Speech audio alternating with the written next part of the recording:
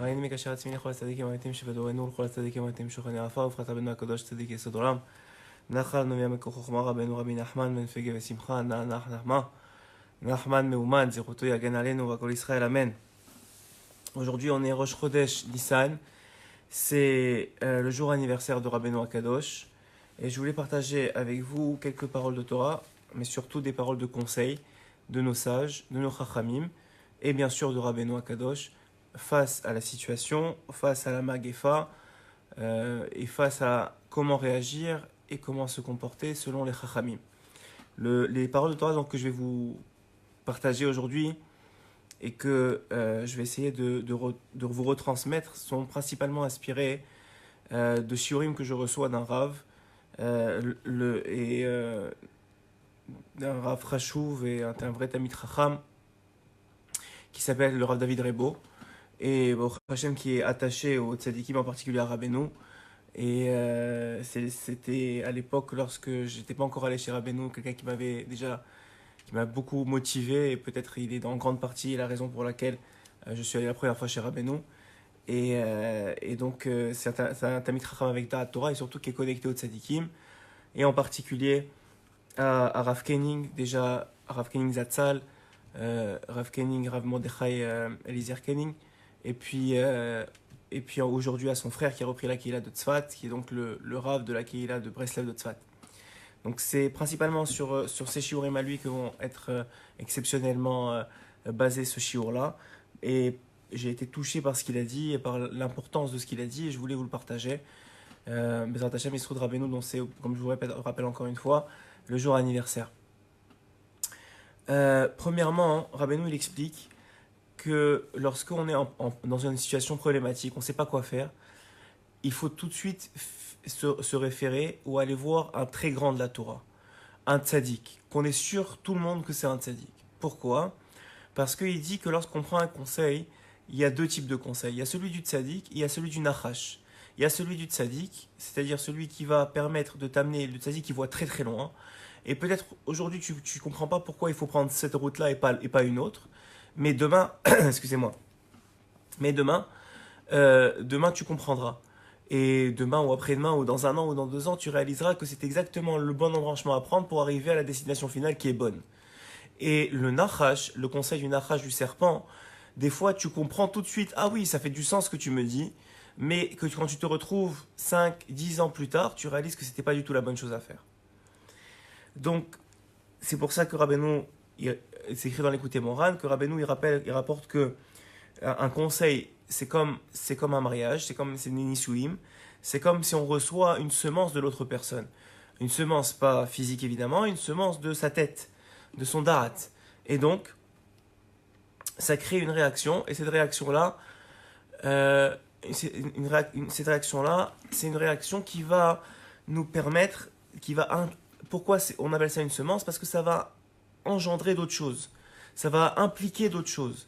Et nous, on n'a pas les yeux pour voir ce que ça implique. Mais le tzaddik, lui, il a les yeux pour voir.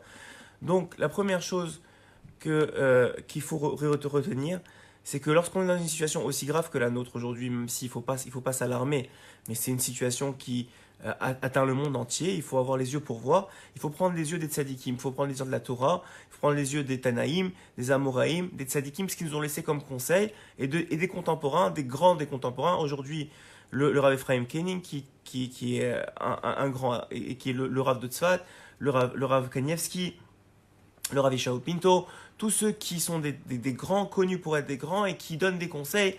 Pourquoi ? Parce que ces conseils-là, nous dit la Torah, c'est pas pour rien. Il y a une histoire dans la Gemara qui dit qu'il y avait un homme, que cet homme-là, il avait comme mitzvah, il avait pris sur lui comme mitzvah de creuser des puits sur la route de Yerushalayim pour que ceux qui allaient à Yerushalayim au temple, se présentaient devant Hachem au temple, ils puissent avoir à boire sur le chemin.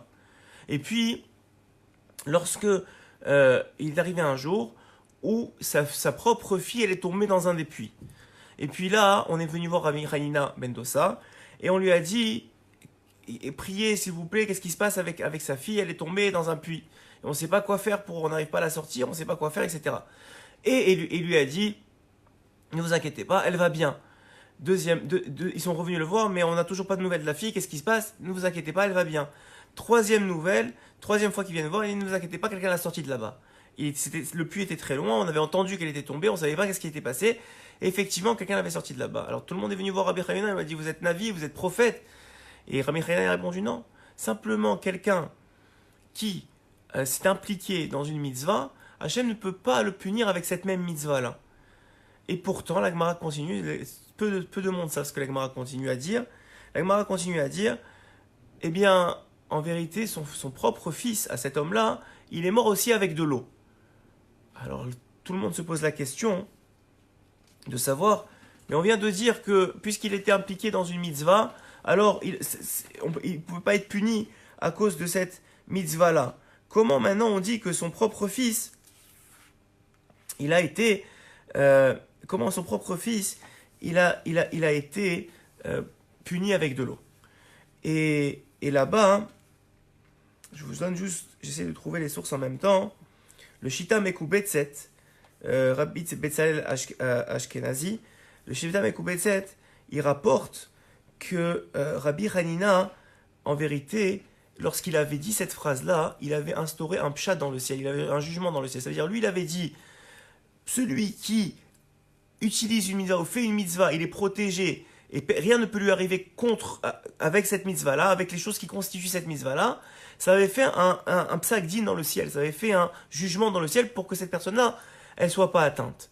Et bien la même chose ici, une fois que son fils, lui, est arrivé la même chose, Rabbi Hanina n'est plus de ce monde. Et le psak din, il ne pouvait plus faire ce psak din, et donc l'enfant, dans le ciel, il avait plus cette défense-là de Rabbi Hanina du tzaddik. Ça veut dire que quand on a un tzaddik, qu'est-ce qu'on apprend de là? Que quand on a un tzaddik qui nous dit quelque chose, nous, ça nous paraît, c'est une des 613 mitzvot. Se renforcer dans Tilat Yadayim, prendre sur nous Pitou Maktoret, renforcer dans les Teilim. Bon, ben, c'est une chose comme une autre. Non, si le tzaddik qui dit c'est ça qu'il faut faire, dans le ciel, on considère que celui qui fait ça, c'est le remède. C'est le remède pour lui. Donc la première chose qu'il faut faire, lorsqu'on on a un problème dont on ne connaît pas la solution, qui est plus grand que nous, parce qu'on est très petit, il faut se le reconnaître très sincèrement et avoir un peu d'humilité face à la situation. Il faut aller chercher, ce que d'ailleurs la Gemara dit dans un autre endroit, il faut aller chercher un conseil d'un grand sage. Plus encore, la Gemara nous dit qu'il faut demander à un grand sage, et ce que fait par exemple Torah Box aujourd'hui, en faisant des listes pour le Rav Kanievski, et il faut faire des listes pour tous les grands Gdolim, et essayer d'avoir des gens qui peuvent, Bezrat Hashem, ou sont proches de ces Gdolim-là, et peuvent demander aux ces Gdolim-là de prier pour nous. Pourquoi? Parce que c'est rapporté dans la Gemara que Akadosh Baruch Hu n'aime pas faire du tsar aux tzadikim. Il n'aime pas que les tzadikim soient tristes. Donc quand un tzadik il apprend qu'un juif il est malade et qu'il va prier pour lui, Hachem ne veut pas qu'il reste triste à cause de ce malade-là. Et donc il va répondre à sa demande plus vite et plus fort que n'importe qui d'autre qui prierait. Donc aujourd'hui dans notre génération, il y a encore des tzadikim. Il faut essayer le plus possible. Je l'ai dit, Torah Box le fait pour Rav Kanievski. Et le Rav Kening, on peut essayer. Bezrat Hashem, si vous m'envoyez une liste de noms sur cette vidéo-là, j'essaierai de le faire transmettre. J'ai quelqu'un qui est proche du Rav Kening à Tzfat. On lui donnera une liste pour qu'il prie pour nous. Et on essaiera, mon Ravrota de Bnei Brak essaiera peut-être de rentrer aussi chez Rav Kanievski. S'il peut ou de donner sa liste, on essaiera essayer de me donner la liste des noms. Et puis on essaiera de voir le mieux. Puisque c'est ce que la Gemara nous dit, lorsqu'il y a un tsar dans une maison, lorsqu'il y a une tristesse dans une maison, lorsqu'il y a une malade dans une maison, il faut chercher un tzaddik de la génération, un Talmid Chacham plutôt, dit la Gemara, et lui demander qu'il prie pour nous. Donc voilà déjà des directions à prendre par rapport à ce qu'il faut faire. Troisième chose, qui a été rapporté, je vous ai dit, par Rav Rebo, et qui est important, et c'était au nom du Rav Ephraim Kening, donc le Rav de la Keila de Tzfat. Breslev, il nous dit comme ça, il nous dit que Rabbeinu, et c'est un écouté moral, Rabbeinu nous a déjà prévenu que la peur de quelque chose lui donne de la force. Lorsqu'on a peur de quelque chose, ça donne de la force. Et il y a dans un commentaire d'une Gemara, le Ben Ishraï, il rapporte comme ça, et il dit,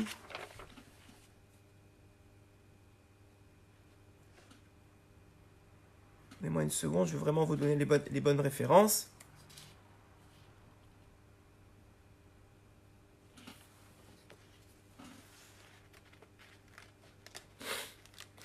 excusez-moi. Donc le Ben Ishraï, il dit comme ça. Le Ben Ishraï, il dit que lorsque un homme, maintenant, il va être malade, enfin en vérité, voilà, excusez-moi, la source elle est là. Donc dans Baba Kama, sa mère Hamoudbet, donc la Gemara Baba Kama, c'est écrit comme ça. Si dans une ville, oui, il y a maintenant une ville, il y a de la famine. Alors l'homme doit, s'il n'a pas pour aider, si c'est un riche et qu'il peut aider les autres, c'est sûr qu'il doit rester dans la ville et aider les autres. Mais si lui-même il est touché par la famine, ou il risque d'être touché par la famine, alors qu'il quitte la ville parce qu'il a trouvé une ville où il y a à manger, parce que sinon il va mourir de faim. Maintenant, s'il s'agit d'un déver, dit le Marcha, s'il s'agit d'une épidémie, ce qui n'est pas encore notre cas aujourd'hui, encore une fois, l'épidémie, la Gemara explique qu'il faut un certain nombre de morts par rapport au pourcentage de la population, ce qui n'est pas, selon la Torah, une épidémie encore aujourd'hui, Baruch Hashem. Mais s'il y a une épidémie, alors l'homme, il devra s'enfermer chez lui et se protéger de cette épidémie-là. Déjà, le Marcha, à l'époque, il disait ça. Et le Ben Ishraï de dire, si l'épidémie, il s'agit du choléra, il a pris un exemple particulier. Il prend l'exemple du choléra. Et il dit, si c'est l'épidémie, c'est le choléra, alors que l'homme, il ne reste pas dans sa maison, il quitte. Pas parce que le choléra, il tue plus qu'une autre épidémie, mais parce que le choléra, il fait peur. Et les gens, ils vont avoir peur. Et il rapporte un exemple. Il dit comme ça, il y avait un homme, il y avait un grand tzaddik, qui était dans une ville où il y avait une épidémie. Et il était tellement sadique qu'il était capable de voir l'ange qui était responsable d'amener l'épidémie dans ce monde-là. Et il a dit à ce tzaddik-là, il a dit, excusez-moi, à cet ange-là, il lui a dit, dis-moi, combien tu dois prendre de personnes dans ce monde, combien tu as décidé? Il a dit, ça a été décidé par Hachem que je dois prendre 5000 personnes dans cette ville. Il a dit, ok. L'épidémie est passée, et il a fait le compte, il voit qu'il y a 15 000 personnes qui sont parties dans cette épidémie, non. Alors, il appelle l'ange, si vous imaginez le tzaddik que c'est, il appelle l'ange, dit le Ben Ishraï, il appelle l'ange, et il lui dit, mais dis-moi, tu as menti, tu m'as dit qu'il y avait juste 5000 personnes qui devaient partir de cette épidémie. Il y a 15 000 personnes qui sont parties de cette épidémie. Et qu'est-ce qu'il lui répond, l'ange? Il lui répond, j'ai pas menti. Moi, j'avais une liste, j'ai pris les 5000 personnes. Les autres, ils sont morts de peur, de la peur de l'épidémie. Ça veut dire que la peur a donné de la force à l'épidémie. Ce qu'on a reçu aujourd'hui comme conseil de Rabbi Yeshua Pinto, que je recommande à tout le monde, si vous ne l'avez pas reçu, je vous le dis. Il a dit, il faut arrêter d'appeler le nom de la maladie. On ne parle plus du nom de la maladie. On ne dit plus le nom de la maladie. On ne parle plus de la maladie. Pourquoi? Parce que ça lui donne de la force. Un conseil énorme que Rav Ephraim Kenning avait déjà donné il y a quelques jours à Rav David Rebo, c'est déjà de ne pas de se barricader face aux informations qui n'arrêtent pas d'arriver et qui font peur aux gens. Et qui font peur. La peur, c'est aussi grave que la maladie. Il ne faut pas avoir peur, on n'a pas le droit d'avoir peur. La seule chose qu'on doit avoir peur, je l'ai déjà dit dans un shiur, c'est la peur d'Akadosh Baruch Hu. Si on ne doit pas avoir peur de la maladie, parce que ça lui donne de la force.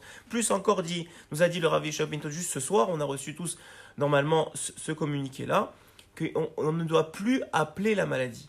On ne doit plus dire son nom. On ne doit plus même en parler parce que ça lui donne de la force. Et cette force-là, malheureusement, elle risque de lui donner encore plus de force d'amener des choses mauvaises. Donc la première chose à faire, c'est de se barricader face aux sommes d'informations qui sont données sur le nombre de morts, le nombre de malades, etc., etc. Bien sûr que si on a des noms, il faut prier pour eux. Ça c'est sûr et certain, on prie, et comme je vous ai dit, la première chose à faire, c'est pas seulement de prier, mais d'essayer de faire passer les noms à un vrai Talmid Chacham, un vrai tzaddik de la génération, pour qu'il prie pour eux. Et ça, c'est une chova, c'est une responsabilité de notre part. Mais d'un autre côté, il ne faut pas avoir peur de ça. Parce que plus on aura peur, plus Rabbeinu il explique que ça donne de la force à cette chose-là, et ça nous enlève de la simcha. Et le problème, il est que Rabbeinu, il explique dans Écoutez Moharan, que la simcha, c'est ça la guérison de l'homme. C'est ça qui le protège de la maladie. De toute maladie dans le monde, c'est la simcha qui le protège. Et la peur enlève la simcha. Donc quand un homme, il a peur, il se cause à lui-même des mauvaises choses. Donc première chose, on récapitule. Première chose, il faut trouver un Talmid Chacham, des tzadikim. On a Rav Kanievski, on a Rav Kenning. Si vous n'avez pas accès directement à eux, passez par Torah Box ou même ici sur cette même vidéo, donnez-moi des noms que je récolterai et que j'essaierai de faire passer. Et Bezrat Hashem, on demandera à des tzadikim de prier pour nous parce que le tzadik, sa prière, elle est répondue beaucoup plus vite et beaucoup plus fort que n'importe qui dans Am Israël. Deuxième chose, il faut arrêter de recevoir tant d'informations, de mauvaises informations. Les noms des malades, il n'y a pas de problème. Si on peut prier pour eux ou si on peut les transférer, on les garde. Mais on arrête de se faire peur. Parce que Hachem, il nous aime, Hachem, il va amener la Géoula, Hachem, il est bon avec nous, il a toujours été bon avec nous. Et encore une fois, même selon la Gemara, cette maladie n'est pas encore arrivée au stade d'épidémie, n'est pas encore arrivée. Je sais qu'ils ont appelé ça une pandémie dans le monde, mais en réalité, selon la Gemara, selon les critères de la Gemara, le nombre de morts aujourd'hui dans le monde ne correspond pas à ce qu'on appelle une épidémie ou une pandémie. Donc, encore une fois, il faut prendre les choses avec mesure, il faut évidemment respecter. Troisième chose, il faut respecter les conseils des sages, des grands de la génération. Parce que même si ça nous paraît banal, que par exemple, on a dit que Rav Koenig, il a dit de se renforcer dans les Netilat Yadayim.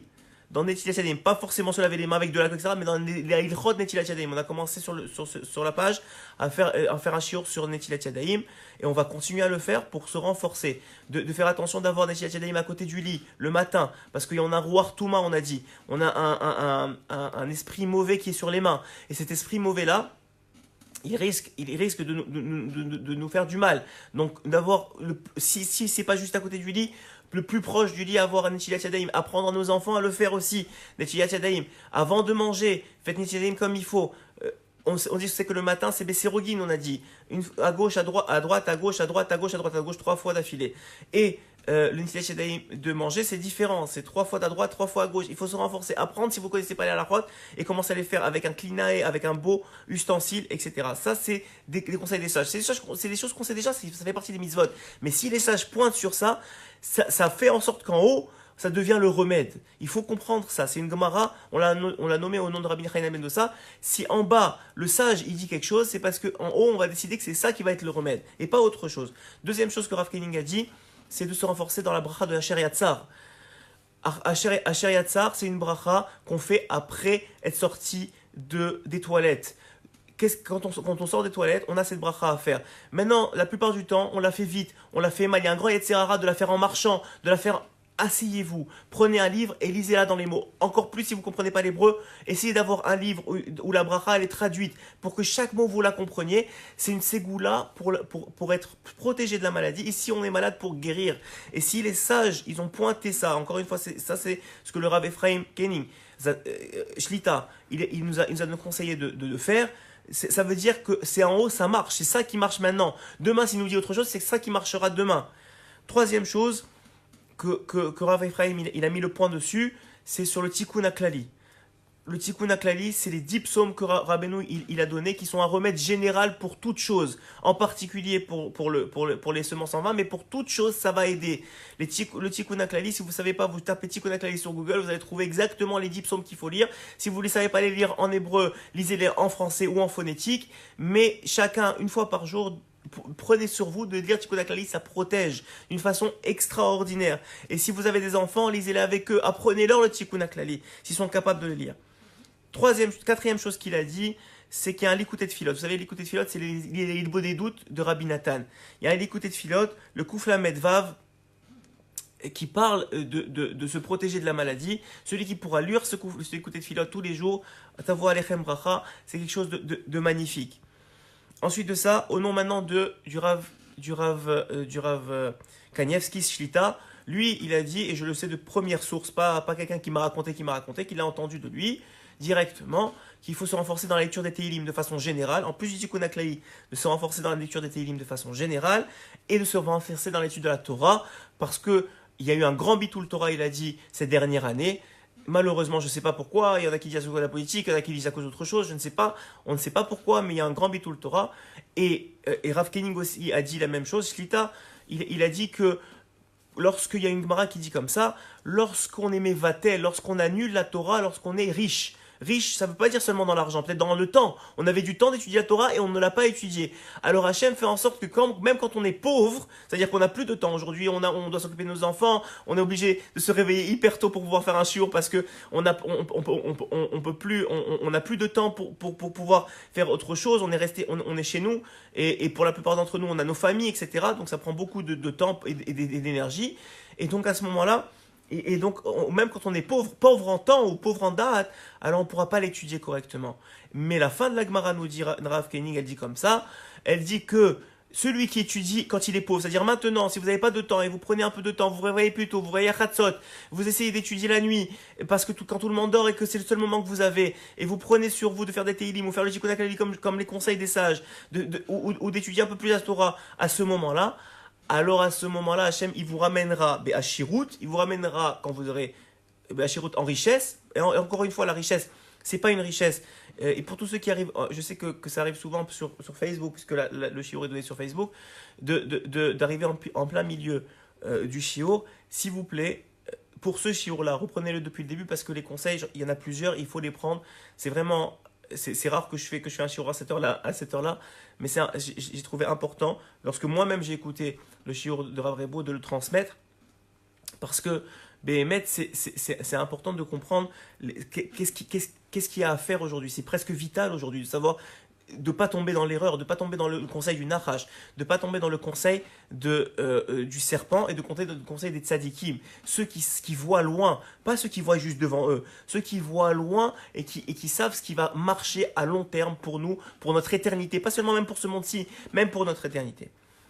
Et puis, finalement, ce qui m'a motivé à faire ce shiur, c'est le dernier conseil, qui est peut-être le plus important, c'est celui que Rabbeinu lui-même a appliqué. Rabbi Nachman de Breslev, c'est encore une fois aujourd'hui que son mérite nous protège, que c'est aujourd'hui son jour anniversaire et qu'on sait que la lumière du jour anniversaire du tzaddik, elle répand dans tous les mondes et dans ce monde, c'est sûr qu'elle répand aussi et qu'elle va nous protéger et qu'elle va amener une réfoua chez les mains pour tous les malades Bezrat Hashem. Et donc là, Rabbeinu, il dit comme ça. Lui-même, il avait une fille qui s'appelait Sarah, qui était une fille très très chère à ses yeux. Il l'a considérée comme prophétesse. C'est rapporté dans Chaim Oharan qu'il l'a considérée comme prophétesse. Ça veut dire vraiment d'une grande gdoucha. Cette fille-là, elle s'appelait Sarah. Et cette fille-là, elle était très malade, souvent très malade.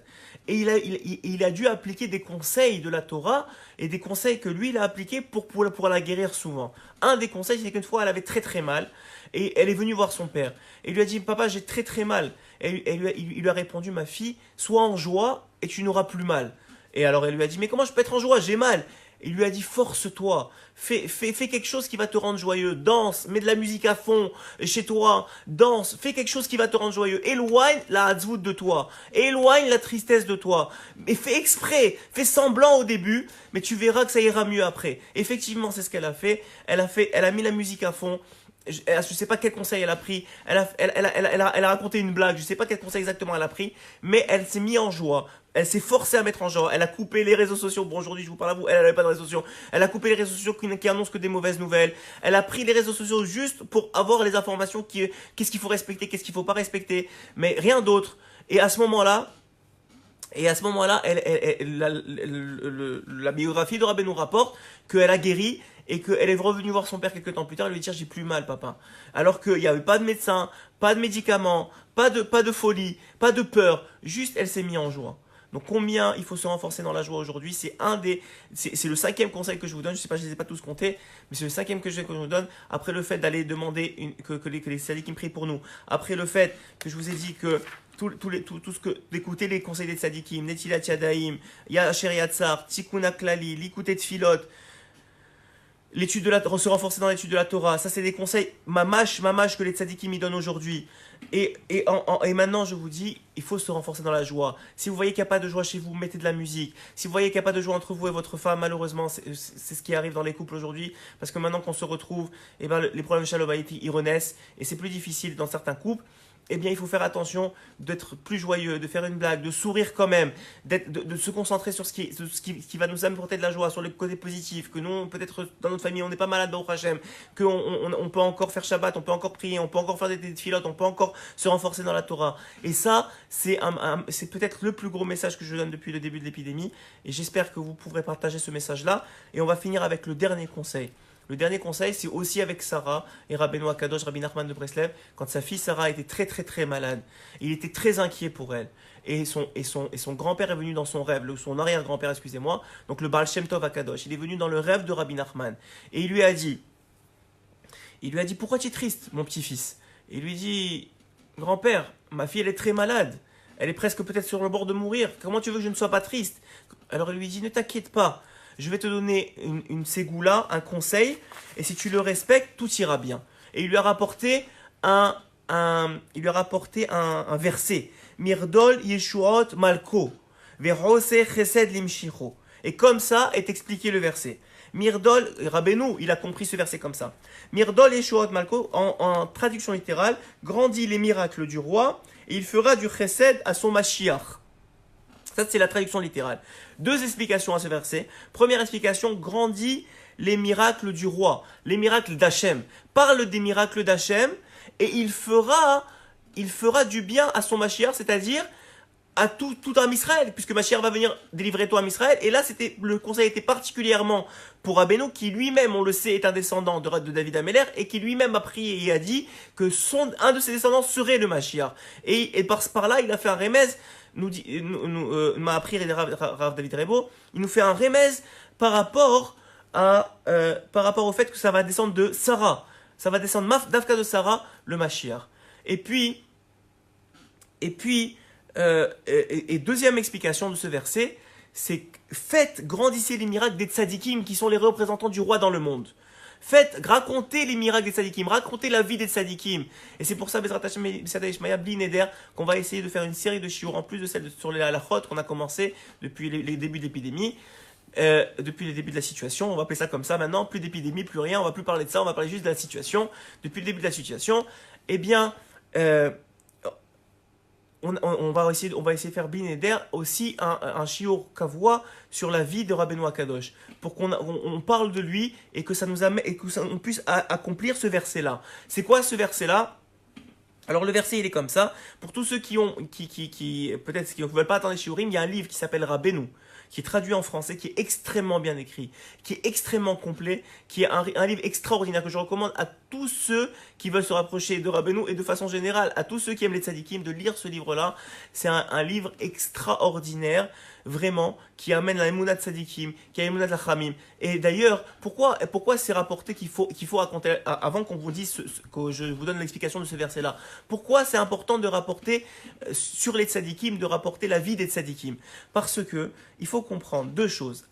Premièrement, le fait qu'on parle des tzadikim et qu'on raconte leur vie, ça prouve qu'on a de la émouna, qu'on a de la foi en les miracles qui sont racontés. On a de la foi que c'est vrai, même si c'est au-dessus de la nature des choses, et que quelqu'un qui est pas dans la Torah, il va te dire mais tu es fou, ça peut pas arriver une chose pareille. Nous on croit que c'est vrai parce qu'on croit que les tzadikim ils sont au-dessus de la nature. Ils sont déjà dans l'Olam Haba, ils sont déjà en haut, ils sont déjà dans les mondes supérieurs, même s'ils vivent encore dans ce monde-ci. Deuxième chose, c'est que quand on raconte l'histoire des tzadikim à nous-mêmes, à notre famille, à nos femmes, à nos enfants, il faut savoir une chose. Il faut savoir qu'en vérité, on est en train de dire à Hachem, moi je te sers pas comme ce tzaddik-là. Moi, j'arrive pas à te servir comme lui.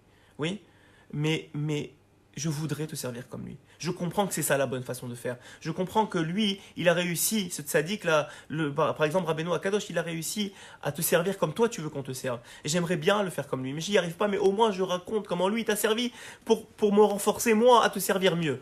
Et c'est une deuxième façon de comprendre les choses. Maintenant, deuxième explication du verset que je vous ai cité. Mirdol Yeshuot Mako, Verose Chesed Limshicho. Et donc, grandir les miracles des tzadikim, donc raconter les miracles des tzadikim, et il fera du chesed à qui?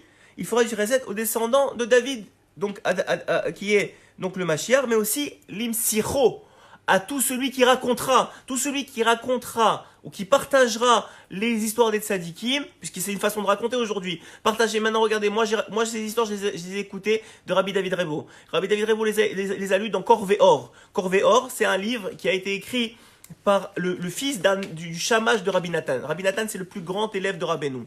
Rabbeinu Akadosh, il a eu un élève qui a transmis toute sa Torah, c'est Rabbi Nathan. Rabbi Nathan, il a eu un élève qui était son shamash, qui était son bras droit, et excusez-moi, qui était son bras droit, et donc qui s'appelait Rabbi Nachman de Tulshin. Et ce Rabbi Nachman de Tulshin, il avait un fils qui s'appelait excusez-moi, je ne veux juste pas dire de bêtises. Oui, qui s'appelait Rabbi Avraham ben Rabbi Nachman, et lui, donc c'était son fils, et lui, il a écrit Korveor. Et dans Korveor est rapporté les trois histoires que je vais vous raconter, qui en vérité ont été utilisées par Rabbeinu Akadosh pour guérir sa fille. C'est-à-dire que Rabbeinu, en vérité, il avait compris le verset du rêve le Baal Shem Tov est venu lui dire en rêve, et il avait compris que maintenant la solution pour guérir sa fille, c'était raconter des histoires de tzadikim.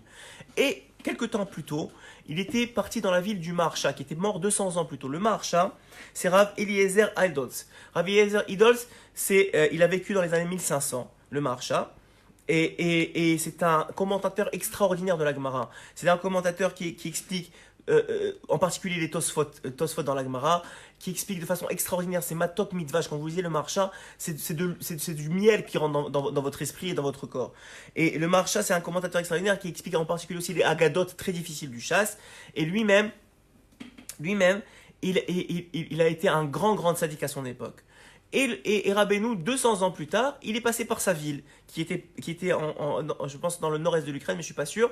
Et là-bas, et qui est encore là-bas, d'ailleurs, il est enterré là-bas. Et le Maharsha, le Rabbeinu a dit, si vous saviez la grandeur du Maharsha et la lumière du Maharsha, si vous saviez, vous courriez sur sa tombe et vous embrasseriez la poussière qui entoure sa tombe. Tellement c'est un grand tzaddik, ce Maharsha, le Maharsha, Rabbi Eliezer Idolz. Et lui... Le Maharsha, donc Rabbeinu, il était passé dans sa ville, et dans la synagogue du Maharsha, il y avait un livre qui racontait les histoires du Maharsha, les miracles du Maharsha, de la vie du Maharsha. Et il fallait payer, c'était la façon, j'imagine, de ce que j'ai compris de l'histoire, il fallait payer des pièces pour chaque histoire. Il fallait payer une pièce, c'était la façon dont il récoltait de l'argent pour les pauvres, etc. dans la ville. Et Rabbeinu, il avait 3 pièces sur lui, et il a donné 3 pièces, il a ouvert... Avec Siata Dishmaya, avec aide divine, il a demandé au ciel, aide-moi à ouvrir dans les bons endroits. Il a ouvert 3 histoires. Et ces 3 histoires-là, il les a racontées, après ce rêve qu'il a eu du Baal Shem Tov, il les a racontées à sa fille Sarah, et ces histoires-là, il les a racontées, et elle a guéri. Donc, je vais maintenant, Bezrat Hashem Siata Dishmaya, raconter les 3 histoires que moi-même j'ai entendu de Rav David Rebo encore une fois, qui lui-même les a rapportées au nom de Corvé Or, et j'espère que ça va amener beaucoup de refoua dans le monde. Et vous-même, transmettez ces histoires-là. Soyez de ceux dont le verset s'applique. Mirdoy Yeshurot Mako Ve'oseches et Mishiro. Ceux qui raconteront les histoires de Tzadikim. Alors Hachem fera du chesed, de la bonté avec ceux qui les raconteront. Donc soyons de cela. Moi-même, c'est ça que je vais vous faire avec vous maintenant. C'est le dernier conseil que je vous donne pour cette vidéo, c'est de raconter les histoires des tzadikim. Et on va raconter les 3 histoires qui sont marquées dans le Corvé Or et qui finalement vont être celles du Maharsha qu'a raconté Rabbeinu à sa fille Sarah. Et voici la première histoire. Le Maharsha, c'était le rave de sa vie. C'était un grand Talmid Chacham qui ne quittait presque pas le Bet Midrash. Il avait une yeshiva et il était assis du matin au soir en train d'étudier à la yeshiva. C'était un Talmid Chacham Hatsoum, il ne quittait pas les yeux de la Torah. Un peu aujourd'hui comme Rav Kanievski qui reste chez lui, qui étudie nuit et jour, si ce n'est pour donner des conseils aux gens. Un peu comme tous les grands tzadikim de toutes les générations, c'est la Torah qui les a sauvés, c'est la Torah qui les a protégés, c'est la Torah qui les a fait grandir. Celui qui est attaché à la Torah, qui étudie la Torah nuit et jour, il ne peut que profiter de ça. Il ne peut que être protégé de ça. Et nous qui ne sommes pas à ce niveau-là, là on fait le maximum qu'on peut. Là on a du temps, là on peut, alors on essaie d'étudier plus, on essaie de transmettre plus. Alors le Maharsha, il étudiait nuit et jour la Torah. Et il y avait, lui il était rave d'une petite ville. Mais il y avait à l'époque des rabbanim qui étaient des raves sur plusieurs villes, qui chapeautaient plusieurs villes. Et la coutume à l'époque, c'était que le rave de la petite ville venait régulièrement rendre visite au rave qui chapeautait toutes les villes pour lui rendre compte de ce qui se passait dans sa ville et pour lui demander la permission de continuer dans son derrière, dans son chemin. Et qu'est-ce qui se passe avec le Maharsha ? Le Maharsha n'était jamais allé voir le rave des grandes villes. Alors le rave des grandes villes, de toutes ces villes-là, le grand rave, lui, il a toujours donné le kafsrout, il a toujours donné le DB6 du doute au Maharsha. Il s'est dit ça doit être un grand Talmid Chacham, il ne veut pas quitter le Bet Midrash et c'est pour ça qu'il vient pas me voir. Mais un jour, lui-même, le grand rave, s'est rendu dans la ville du Maharsha. Et alors que tout le monde est venu l'accueillir, le Maharsha, lui, n'est pas venu l'accueillir. Il a bien remarqué que le rave de la ville, le Maharsha, n'est pas venu l'accueillir. Et c'était pas Kavod Torah, c'était pas pour l'honneur de la Torah, mais il a quand même donné Kafsrout. Il lui a dit, le Maharsha, sûrement qu'il quitte pas son Bet Midrash, il étudie toute la journée, c'est pour ça qu'il ne veut pas venir me voir et qu'il ne veut pas venir m'accueillir. Donc moi-même, il s'est dit le rave, moi-même, je vais aller le voir lui. Donc vous voyez déjà que c'était un grand rave, c'était pas quelqu'un de petit. Il s'est rapetissé lui-même pour pouvoir et aller voir dans la yeshiva, il a demandé où est-ce qu'est la yeshiva du marcha, et il est parti voir le marcha là-bas. Et il voit le marcha effectivement en train de lire, les yeux rivés sur la Gemara, et même quand le Rav il rentre dans la yeshiva et que tout le monde se lève, le marcha lui ne va pas et ne se lève pas pour le Rav. Et là encore il dit ça doit être vraiment quelqu'un qui ne perd pas une seconde de la Torah, et c'est pour ça qu'il ne veut pas se lever pour moi. Mais en même temps que lui il rentre et que tout le monde se lève, à ce moment-là il y a un jeune bachour, un jeune homme qui rentre dans la yeshiva et le marcha se lève pour lui, pour le jeune homme. Et il commence à l'enlacer, il commence à lui donner des livrets chizouk, il commence à lui parler de Torah.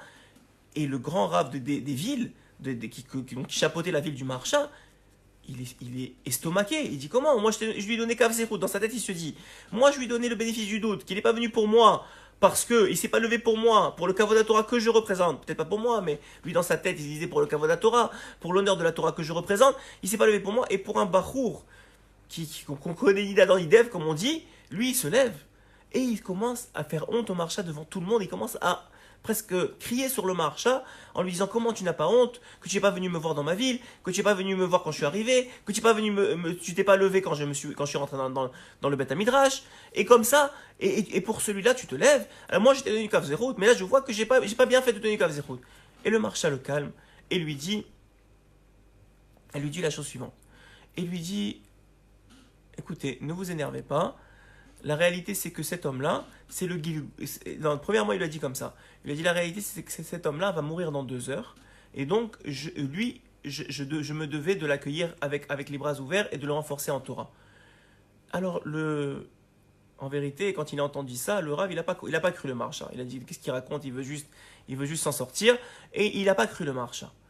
Et puis, qu'est-ce qu'il a fait? Il est sorti avec le jeune Bachour, il a couru après lui, il a marché avec lui. Et pour s'assurer que pendant les 2 heures qui vont suivre, il allait tout le temps avec lui, et il n'allait pas se faire tuer. Donc il allait annuler les paroles du marcha. Et 2 heures plus tard, exactement quand le marcha l'a dit, il y avait, qui passait par là, par l'endroit où ils étaient, il y avait un goy, l'histoire elle raconte que c'est un grand riche, qui avait pour amusement de faire de la chasse. Et il est arrivé qu'à ce moment-là, au lieu de tirer sur une bête, la balle a dévié, elle a dévié sur le jeune homme. Et le jeune homme, exactement 2 heures après que le marcha ait parlé, il est mort. Et là, le Rav a compris son erreur, a compris combien grand était le marcha. Et il a couru chez le marcha, il lui a dit « Mais vous aviez raison, je suis désolé, je m'excuse, il est mort, et je savais pas que vous étiez d'un tellement grand niveau, et que vous connaissiez l'avenir. » Et le marcha, il lui a dit, maintenant à cause de toi, on va m'annoncer un autre mort tout de suite. Et quelqu'un, il rentre à ce moment-là, et on annonce au marcha qu'il y a quelqu'un qui est mort dans la ville. Et le Rav, il est estomaqué, il dit, mais pourquoi? Mais qu'est-ce qui se passe? Mais je vais t'expliquer. Cet homme-là, ce jeune homme-là, c'était le Gilgoul de Achav, le roi Achav. Le roi Achav devait revenir pour réparer des choses dans cette vie-là. Il est revenu dans la forme de ce jeune homme-là. Et il devait mourir d'une certaine façon. Et l'ange qui devait être responsable de le tuer, il a été créé en même temps que sa naissance. Et il attendait en dehors de la ville, à un certain endroit, aujourd'hui pour le tuer. Maintenant, à cause de toi, que ce jeune homme-là, il n'est pas parti à cet endroit-là, parce que tu l'as amené dans un autre endroit, il devait mourir et il est mort, et quelqu'un d'autre, cet ange-là qui était créé pour tuer ce jeune homme-là, il a tué quelqu'un d'autre, à sa place. Et donc maintenant, tu es responsable de la mort de ce quelqu'un d'autre. Et là, il tombe la face par terre. J'espère que je rapporte l'histoire comme il faut. C'est très important de rapporter l'histoire dans les détails. Si je ne la rapporte pas, qu'Hachem me pardonne. J'essaie de faire le maximum de ce que j'ai compris de l'histoire que moi-même j'ai écouté. Et Bezrat Hachem, qu'elle soit le dit le plus vrai possible. Et donc ce rave-là, le grand rave de ces plusieurs villes, il tombe la tête par terre et il dit « Mais comment je peux faire tchouva? Mais comment je vais faire maintenant? Mais je suis désolé, mais je ne savais pas. » Et là, le marcha de lui dire « Ton tikkun maintenant, c'est de laisser la royauté, on parlait du roi justement, la couronne de la rabbanout, tu dois la laisser de côté, tu dois arrêter d'être rave et tu dois maintenant être taxi. » Alors taxi, à l'époque c'était des charrettes, être taxi d'une charrette, et c'est ça maintenant jusqu'à la fin de ta vie, ça va être ça ton travail pour faire ton tikkun. Et c'est ce qu'il a pris sur lui, il a arrêté d'être le rave, il a démissionné de sa place de rave, et il est resté taxi toute sa vie. De là, on voit la grandeur du marcha, il était capable, et de la grandeur de tous les tzadikim, mais le marcha, bien sûr, c'est un niveau énorme, et comme il a dit Rabbeinu, que c'est une lumière extraordinaire. Mais encore une fois, on voit de là quoi? Que la grandeur de cette sadique-là, qu'il était capable de voir les Gilgulim, capable de voir les choses. Et encore, ça nous renforce. Quand un grand de notre génération, il dit quelque chose, il faut l'écouter. C'est pas, il dit pas juste une mitzvah par hasard. Il dit cette mitzvah-là. On a dit, on répète encore, on a dit que Rav Ephraim Kenning, il a dit Netilat Yadayim, Asher Yatzar, Tikkun HaKlali, le Likutet Fitol Kuf Lamed Vav. Oui, on a dit que Rav Kanievski, il a dit l'étude de Torah et les Teilim. C'est important, c'est pas pour rien qu'ils ont dit ces choses-là. Ils auraient pu dire autre chose. Il y a des grands tzadikim qui ont dit Pitom Aktoret. Le Rav Morgenstein, il a dit Pitom Aktoret. De lire Pitom Aktoret même en dehors des moments de tfila. C'est des choses qui sont les remèdes aujourd'hui à cette situation. Encore une fois. Deuxième histoire, il y en a 3 des histoires. Et deuxième histoire que je vais vous raconter maintenant, Bezrat Hashem, que Rabbeinu a raconté à sa fille Sarah pour qu'elle guérisse, et qui sont rapportés encore une fois dans le Corvéor, qui a été écrit par Rabbi Avraham bar Rav Nachman, donc le fils de Shamash de Rabbi Nathan. Deuxième histoire, dans la ville du Maharsha, il y avait sur le chemin entre le quartier juif et le cimetière juif, il y avait une église. Et malheureusement, lorsqu'on passait il y avait dans cette église-là des gens qui utilisaient il y avait des gens de Toum'a, d'impureté, qui utilisaient des mauvaises choses pour faire du mal aux Juifs. Et pour imprégner de la Toum'a chez les Juifs et les faire, ceux qui accompagnaient le corps, les faire rentrer dans leur tête des mauvaises pensées et des volontés de quitter le judaïsme. Et comment ils faisaient ça? Chaque fois qu'ils passaient par là, et donc eux ils étaient obligés parce qu'ils transportaient le corps, ils faisaient sonner la cloche de l'église. Et ça rentrait des mauvaises pensées et des mauvaises choses dans les esprits de ceux qui accompagnaient le mort. Jusqu'à un tel point que les Chachamim, ils ont instauré le Maharsha, c'était la ville du Maharsha, de prendre un autre chemin qui était beaucoup plus long, beaucoup plus difficile et beaucoup plus pénible même pour le mort, et de prendre un autre chemin pour l'accompagner jusqu'à sa dernière demeure. Et puis le Maharsha, avant de mourir, il a dit à ses élèves, il a dit aux gens autour de lui, quand je vais mourir, vous allez me faire passer par ce chemin-là de l'église. Et non seulement vous allez me faire passer par ce chemin-là de l'église, mais vous allez mettre sur mon corps, alors qu'on met normalement rien du tout, vous allez mettre mon livre.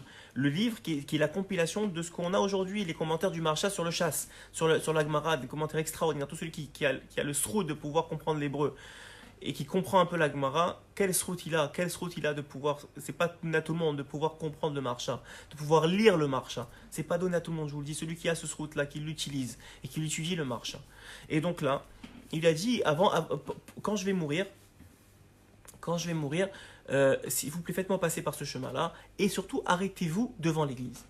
Effectivement, c'est ce qu'ils ont fait. Lorsqu'il est parti de ce monde, mourir, c'est pas un bon moment pour le Maharsha. Il est niftar, il a juste passé d'une vie à l'autre, d'une vie temporaire à la vie éternelle. Et il est passé dans ce moment-là. Et effectivement, il l'a arrêté. Et là, tout le monde a témoigné que le Maharsha, il était donc niftar en vérité, mais on sait que les tzadikim sont vivants. Il s'est assis, il s'est levé, il était censé être mort. Il s'est levé, il s'est assis, il a ouvert son livre et il a commencé à le feuilleter, à lire des pages du livre. Et au fur et à mesure qu'il lisait des pages du livre, l'Église et les gens qui étaient autour de Toum'a, qui avaient fait ce stratagème-là pour éloigner les Juifs du judaïsme, ont commencé à s'enterrer dans la terre. Comme Korach, où la terre s'est ouverte, là aussi, le Maharsha a provoqué le miracle, la terre s'est ouverte et que l'Église de sa ville s'est enterrée dedans avec les gens qui étaient dedans. Et Rabbeinu Akadosh finit l'histoire en disant qu'il y a encore, à l'époque, il disait, donc l'époque de Rabbeinu il y a 200 ans, il y avait à l'époque dans la ville, lorsqu'il est parti le Rabbeinu dans la ville du Maharsha, il y avait le siman de cette église. Il y avait le siman, il y avait un signe de cette église qui était entré dans la terre. Ça c'est la deuxième histoire qu'il a racontée. Troisième histoire et dernière histoire qu'il a racontée à sa fille pour qu'elle guérisse et qu'il avait payé justement avec ses propres deniers. Troisième, une autre chose, excusez-moi, que j'ai oublié de vous dire dans les conseils, c'est évidemment la tzedaka. là, surtout qu'on est Kimra des Pisra, et que c'est de très difficile de faire la Tzedaka aujourd'hui. Les gens, ils ont peur, on ne sait pas ce qui va arriver demain, est-ce qu'on doit garder nos économies, est-ce que ceci, on gagne plus d'argent. Aujourd'hui, celui qui fait la Tzedaka, il multiplie son mérite par des milliards, parce qu'aujourd'hui, de moins en moins de gens le font, et c'est beaucoup plus difficile de le faire. Celui qui fait Kimra des Pissar aujourd'hui, celui qui donne à un pauvre pour pouvoir faire Pessar, ou juste pour pouvoir finir manger, parce qu'aujourd'hui, il y a des gens qui n'avaient pas d'économie, et qui vivaient au jour le jour, et aujourd'hui, ils n'ont plus de quoi voir demain, et qui aident ces gens-là, et qui leur donne à manger, et qui aide malgré la difficulté, malgré que lui-même il ne sait pas qu'est-ce qui va arriver demain, sachez que son mérite est énorme. Et lui, et personne n'a jamais perdu de donner à Tzedaka. Jamais. Il y a une histoire dans la Gemara, avant de vous finir avec la troisième histoire du marché, il y a une histoire dans la Gemara où la fille de Nagimon Ben Gurion, qui était l'un des plus riches de Yerushalayim, elle s'est retrouvée, après la mort de son père, le Rabbi Yochanan, il la trouve en train de chercher des graines dans les excréments des ânes pour pouvoir manger. Et il la reconnaît, il lui dit, mais ma fille, je t'ai mariée, c'est moi qui signais toi Koutuba, il y avait une dot de milliards de dollars. Comment toi, c'est pas à l'époque c'était pas des dollars, mais beaucoup d'argent, comment tu peux te retrouver maintenant, quelques années après la mort de ton père, à avoir tout perdu, à devoir manger de l'excrément des ânes? Et qu'est-ce qu'elle lui répond? Elle lui répond, Rabbi, mon père, il avait beaucoup d'argent, mais il n'a pas donné à la hauteur de ce qu'il pouvait. Son maaser, il ne l'a pas donné. Même malgré tout ce qu'il a donné. Il a donné beaucoup d'animaux Ben Gurion. La Gemara nous raconte comment il donnait son argent. Il marchait, quand il sortait dans la rue, il marchait sur des tapis qui valaient beaucoup d'argent. Et il les laissait derrière pour que les pauvres puissent les ramasser et les revendre et avoir de l'argent grâce à ça. Et même lui, il n'a pas donné assez. Alors, à plus forte raison, on a vu Yehuda qui en temps de famine, alors qu'il avait de l'argent pour donner aux autres, il est parti de la ville parce qu'il ne voulait pas être importuné. Et il s'est retrouvé qu'il a eu 3 enfants Rechaim et qu'il a eu 2 qui sont morts. Et il s'est retrouvé dans les tsars pas possible. Donc aujourd'hui, c'est sûr que la tzedaka, tatzil mimavet, elle sauve de la mort. Chacun à son niveau. C'est sûr que Rabbeinu, il explique qu'on ne peut pas faire une mitzvah sur le don d'une avera. Si ça vous amène la hazvout, vous n'arrivez pas à dormir parce que vous avez la tzedaka, alors vous n'êtes pas au niveau de donner la tzedaka. Mais chacun est au niveau de donner ce qu'il peut pour continuer à être heureux, continuer à ne pas s'énerver sur ses enfants, continuer à ne pas s'énerver sur sa femme, continuer à ne pas être angoissé. On a tous peut-être un peu d'économie. On peut donner une partie de ça pour la tzedaka, pour Kimcha d'Episra, et personne n'a jamais perdu de ça. Jamais. Depuis la création du monde, personne de la tzedaka n'a jamais perdu. C'est une garantie d'Akadosh Baruch Hu. Alors, ça aussi, c'est un conseil énorme qu'on peut faire, surtout maintenant, dans la situation où on est.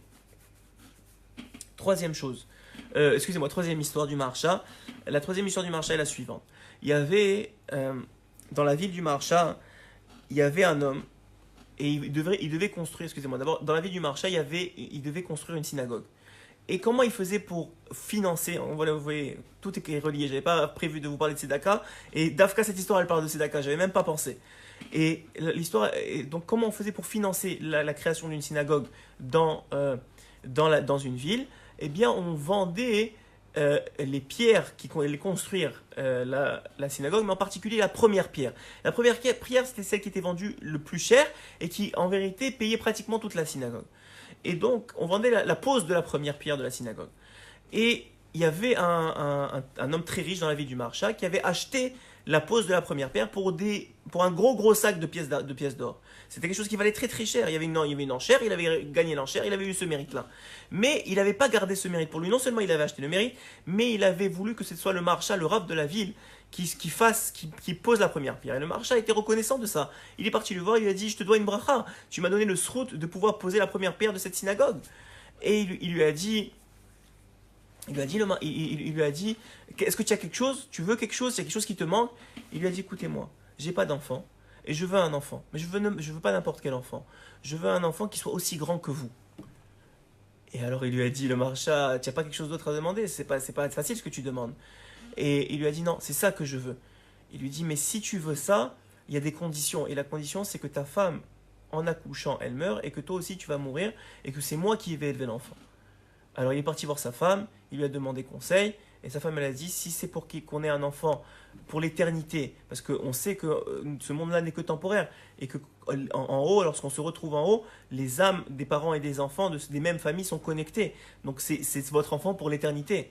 C'est votre famille pour l'éternité. Des fois, l'enfant revient en guigoulant par an, etc. Mais ça veut dire, c'est connecté à votre Olam Haba. Donc, nous dit le Maharsha, excusez-moi, nous dit l'histoire sur le Maharsha, qu'il lui a dit voilà, ça c'est la condition, et ils ont accepté la condition. Et effectivement, l'enfant est né, la maman est partie de ce monde, le papa est parti de ce monde, et c'est le Maharsha qui l'a élevé. Il l'a élevé dans la Gdusha, dans la Tahara, dans la sainteté, dans la pureté, et il a fait de lui un grand, grand, grand Talmid Chacham. Tellement que le Maharsha, mais personne ne sait. En vérité, dans la ville, il avait caché cet enfant-là, et la grandeur de cet enfant-là, et cet enfant-là était très tsniout, très pudique, et il était très anav, très humble, et personne ne savait la grandeur de ce Rav. Tellement personne ne savait à quel point il était grand. Et le Maharsha, Zeruto Yagen Alenu, le Maharsha, il avait décidé, avant sa mort, que ce soit cet enfant-là, qui était devenu maintenant un grand Rav, mais que personne ne connaissait vraiment, qu'elle allait devenir le Rav de la ville. Qu'elle allait devenir le Rav de la ville, après le Maharsha. Et bien sûr, parce que la Maharsha l'a dit, tout le monde a accepté cette décision-là. Mais ils ont remarqué que ce Rav-là, il était très caché. Personne, il faisait pas je ne sais pas s'il faisait des Dvar Torah ou pas, l'histoire ne raconte pas. Mais ce que l'histoire raconte, c'est qu'il ne venait pas, lorsque un riche ou un homme important de la ville, il partait de ce monde, il ne venait pas à la Levaya. Il ne venait pas aux funérailles, il ne faisait pas un Dvar Torah à ces funérailles-là, il ne confortait pas la famille. Donc les gens ont commencé à parler sur le Rav. Encore une fois, autre chose que les Trachamim ils ont dit, que les Sadikim ils ont dit pour se protéger de cette situation-là, c'est de faire très attention à ce qui sort de notre bouche, de ne pas parler la shonara, de faire attention de plus parler sur les autres, de ne plus dire, même si vous pensez des choses, gardez-les pour vous et demandez à Hachem qui vous enlève ces mauvaises pensées. Ne plus parler sur les autres. Alors là, la ville, malheureusement, s'est fait prendre au piège. Ils ont commencé à parler sur le Rav. Ah, peut-être c'est pas un si grand Rav que ça, peut-être il n'est pas tellement Talmid Chacham, peut-être il n'est pas fait pour être Rav, comment il peut pas venir aux funérailles des gens qui sont grands et qui sont importants dans notre ville et qui ont aidé notre ville, comment il peut faire une chose pareille, etc., etc. Tellement ça a parlé dans la ville que c'est venu aux oreilles du Rav. Et le Rav, il a dit à son samach, la prochaine fois qu'il y a un riche qui part de ce monde, appelle-moi, j'irai aux funérailles. Et effectivement, dans la même semaine ou quelques temps plus tard, il y a un riche qui est parti de ce monde, et effectivement, il est parti aux funérailles. Et tout le monde était très surpris et honteux d'avoir parlé sur le Rav. Tout le monde voyait bien qu'il était venu à cause qu'on avait parlé sur lui. Et à ce moment-là, il a interrompu la cérémonie et il a fait montrer aux gens, je ne sais pas si ça se dit pas faire montrer, mais les gens qui ont assisté, donc pratiquement toute la ville, qui ont assisté aux funérailles, ils ont vu, je ne sais pas comment ils ont vu, l'histoire ne raconte pas, mais ils ont vu que la personne qui était là allongée n'avait déjà plus d'âme. C'était un corps mort sans âme. Et que les anges de destruction avaient déjà fait leur travail. Et quand ils ont vu ça, ils ont compris la grandeur, que c'est grâce à ce Rav-là qu'ils ont vu une chose pareille. Parce qu'ils n'étaient vraiment pas Raoul, ils n'étaient pas méritants pour voir une chose pareille, pour voir des choses spirituelles d'un si grand niveau. Ils ont compris que le Maharsha ne se trompait pas, qu'il avait laissé le meilleur Rav pour eux, et le meilleur Gadol Ador pour eux.